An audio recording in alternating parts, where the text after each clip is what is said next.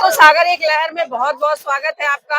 अभी मैं चांदनी चौक पे खड़ी हूँ और बिहार मुद्दे पे कुछ बात करते हैं, जानते हैं कि इनका क्या राय है, इनकी क्या राय है। चुनाव के डेट फाइनल हो चुके हैं, किस किस डेट पर कौन कौन से क्षेत्रों में चुनाव होने वाले हैं और इनकी राय जानते हैं कि किसकी सरकार बनने वाली है। नमस्कार सर, क्या नाम है आपका? नमस्कार, मैं मयंक कुमार तिवारी हूँ मैम। जी, और क्या लगता है किसकी सरकार बनने वाली है बिहार में? मैम, जो हमें लग रहा है, हमें एक नई उम्मीद जो दिख रही है वो प्रशांत किशोर के हिसाब से दिख रही है, नई पार्टी के रूप में। अच्छा। हमें ऐसा लगता है कि कुछ नया करेंगे, क्योंकि उन्होंने कई स्टेट में काम किया है, तो एक लगता है कि उनके नेतृत्व में एक अच्छी सरकार बनेगी और हमको मौका नए दल को भी देना चाहिए, जिससे ये लगे हमको कि अच्छा काम हो सकता है। क्योंकि मोदी सरकार को वहाँ 20 साल हो चुका है, नीतीश कुमार भी काम कर चुके हैं और नीतीश कुमार के पास उम्र नहीं है अभी। अच्छा, तो उम्र न होने की वजह से एक नया दावेदार है, उम्मीदवार है, उसको मौका देना चाहिए। जी, क्या अच्छा लगता है प्रशांत किशोर में आपको? नई सोच। नहीं सोच। वो हर चीज को क्लियरिटी से आपको बताते हैं कि मैं पैसा कहाँ से लाऊंगा, कैसे विकास करूंगा,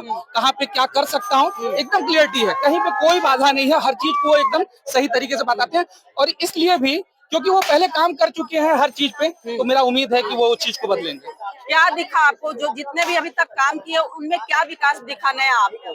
देखिए, अभी तक उनको मौका नहीं मिला है। अच्छा। अभी वो किसी न किसी तरीके से गुप्त रूप से काम करते थे हर पार्टी के लिए। हाँ। और हर जगह उन्होंने अच्छा काम कराया है या फिर एक अच्छा एडवाइजर के रूप में उन्होंने कार्य किया है। हाँ। एक बार वो आना चाहते हैं दल में, तो उनके दल को भी हमको सहयोग करना चाहिए। बहुत लोग आगे नाम डाले हैं तेजस्वी यादव का, उनके बारे में क्या विचार है?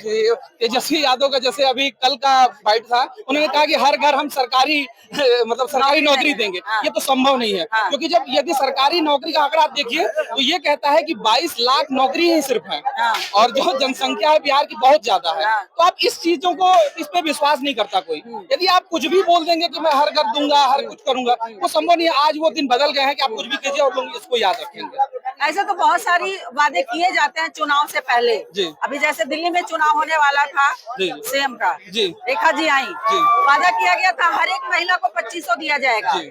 अभी उसमें क्राइटेरिया लगा दिया गया कि जो बीपीएल कार्ड वाले हैं उनको भी मिलेगा, और अभी तक बीपीएल कार्ड वालों का भी कुछ ठिकाना नहीं है। तो चुनाव में वादे तो किए जाते हैं, प्रशांत किशोर ने अगर किए हैं तो हो सकता है वो भी चुनाव के बाद सारे टल जाए। तेजस्वी यादव ने किए तो वो भी सारे खत्म हो जाए। चुनाव जीतने तक का मुजला है ये। देखिए मैम, हमने लालू प्रसाद यादव जी के भी शासन देखा, उसके बाद बीजेपी की भी शासन देखी, हमने कई सत्ताएं देखी। हमको नए जनरेशन को मौका देना होगा। अच्छा। जब तक हम मौका किसी को नहीं देंगे तो हम कैसे कह सकते हैं कि वो कुछ काम कर पा रहे हैं या नहीं कर पा रहे। फिर वही बार बार रिपीट होगा।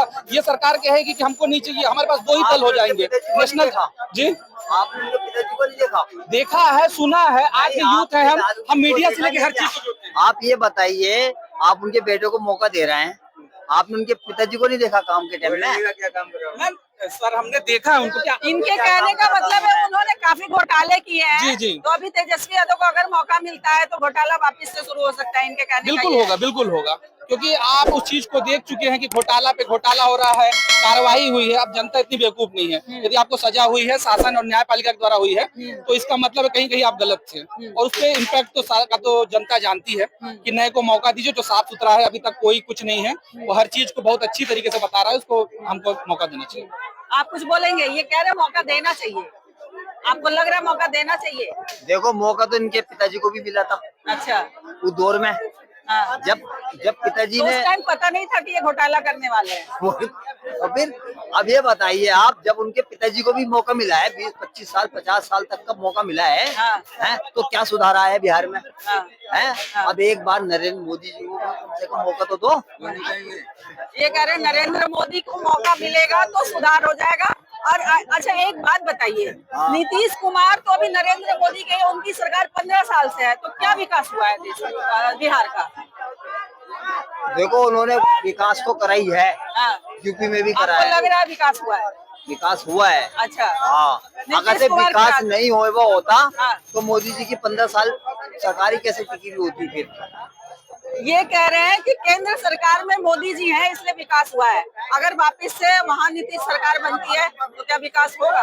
आपको क्या लग रहा है? नहीं लगा, 15 साल में विकास हुआ। हर विकास का एक समय है, वो विकास होता ही है। कल कुछ चीज है तो वो चीज बढ़ेंगी घटेंगी नहीं। विकास तो एक बराबर है, चैनल है, वो बढ़ेगा ही। लेकिन एक नए चेहरे को मौका देना हो सकता है आगे चल के भी और काम हो सकता है बहुत अच्छी तरीके से, क्योंकि बिहार आज 15 साल में ठीक है आगे बढ़ा है, लेकिन उसको और आगे बढ़ने की जरूरत है। लेकिन सबसे बड़ा मुद्दा बिहार में रोजगार का है। जी। यहाँ जितने भी आप दिल्ली का मैं तो कहूंगी, जितने भी स्टेट जाइए आपको रिक्शे ठेले वाले, जितने भी सब्जी बेचने वाले, सब बिहारी मिलेंगे।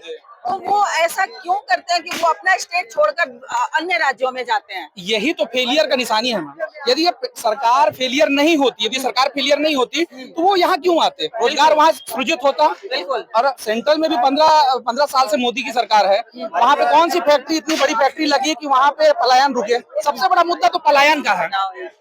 थोड़ा सा तो जो सबसे बड़ा मुद्दा है वो तो पलायन का है। तो पलायन यदि स्टेट में आप 15 साल से हो तो आपको ऐसा कुछ काम करना चाहिए था कि रुक जाए वहाँ, लेकिन आपने आज तक कोई कार्य नहीं किया। आपका ध्यान बिल्कुल बिहार की ओर नहीं था। अब आपको बिहार की ओर ध्यान देना पड़ेगा, क्योंकि उसको रोकना होगा। यदि आज प्रशांत किशोर आए हैं तो आज हर लोग उनकी बातें कर रहे हैं और उनसे डर रहे हैं, क्योंकि साफ सुथरे हैं, साफ सुथरे तरीके से बात करते हैं। अच्छा, नीतीश कुमार की एक खासियत है, जी अभी उन्होंने बिहार में दारू बंद करवा जी रखा है, जी लेकिन दारू बंद नहीं है। जी। इसके बारे में क्या बोलेंगे? वो होता है, देखिए वो एक मार्केटिंग का तरीका है।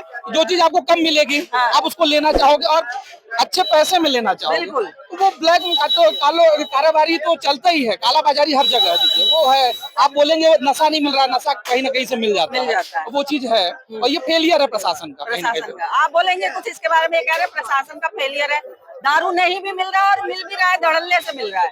तो फिर दारू मिल क्यों रही है फिर? वही तो आप बताइए ना, क्यों मिल रही है? जब भाई आप कह रहा हूँ मैं मोदी बिहार सरकार के पक्ष में है और नीतीश कुमार मोदी के पक्ष में है। फिर आप ये बताइए, आप मुझे दारू क्यों मिल रही है? भाई दारू बिल्कुल बंद होनी चाहिए वहाँ पे। बंद तो है, बंद तो है। ये कह रहे हैं ना मिल भी रही है। मिल भी रही है, ये कह रहे